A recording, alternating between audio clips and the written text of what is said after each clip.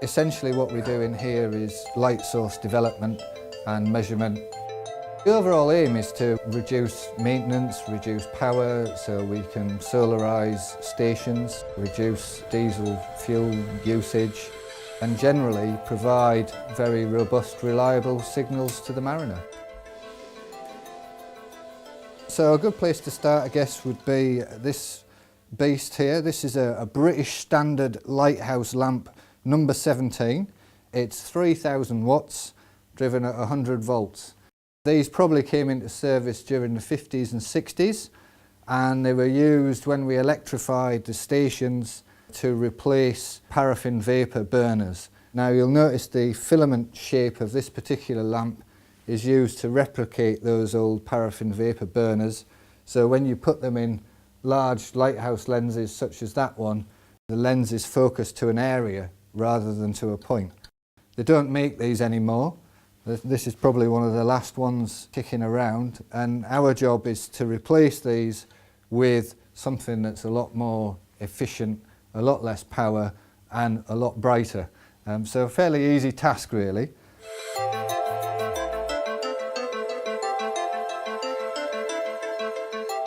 So this is a cluster of 3 250 watt floodlights. You'll note that it's the same sort of filament size. So we can put these into lighthouse optics with confidence that they're going to work the same. The added benefit of these is if one of them does fail, the other two stay alight, and therefore we've still got a light that's of use to the mariner.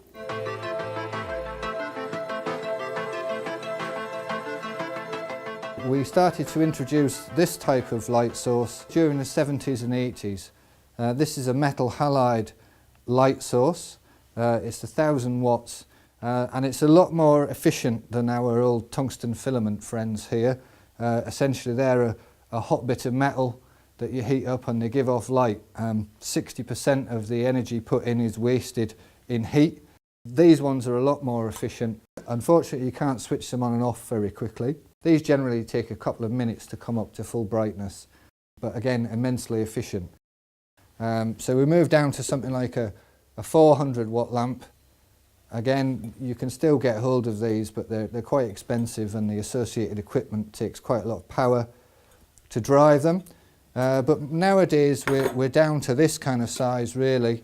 We've etched this tube here to replicate some of these filament sizes, and these generally will last about a year.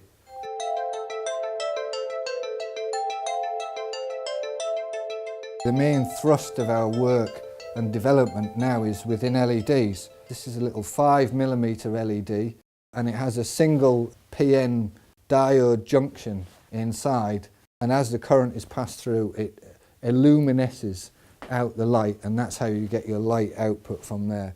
But it wasn't until 4 or 5 years ago that they started producing what we call high power LEDs. Now on this chip there's 36 of these single 5mm PN junctions on each chip. We started playing with these and we quickly found out that although LEDs are fairly cool to touch, if they overheat in the junction they get a thing called thermal runaway and basically just get brighter and brighter and brighter until they, well, explode. So we had to look at different ways of getting the heat away from the junction, and we started off with small heat sinks and fins like that, and we quickly realised that if we wanted to drive these very hard with a lot of current, that we needed to get a lot of heat away. So we eventually ended up with this, very easy to fit, very robust, and we replaced the 400 watt metal halide with this 78 watts of power for the same range. And what that meant was that we could remove the diesel generator to power this lamp and replace it with solar power and small wind turbines, which provided enough charge for the batteries to power this light. LEDs are fantastic and they last for a long time, about 5 years. This is only driving at 700 milliamps. We can drive this up to 4.2 amps, which whether the camera will be able to pick this up, it might blind the camera, but we can drive it up to 4.2 amps. So that is considerably brighter, but that's the kind of thing that we need to do to get the ranges.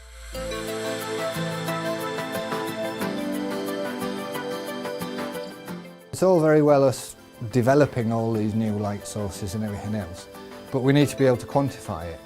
We use a calibrated reference light from the National Physical Laboratory, which is calibrated at 443.8 candle power.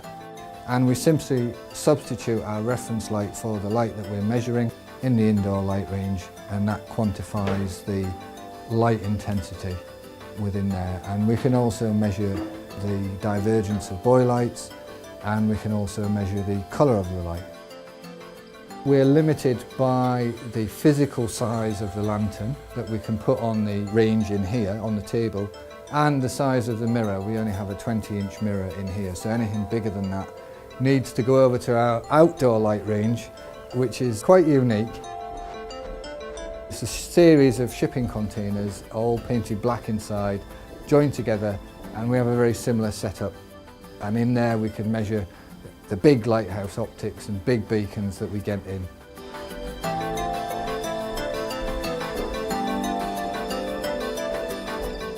If we put something like this in a big old first order rotating optic, we can get upwards of 22, 23 miles out of it, which is fantastic for 70 watts.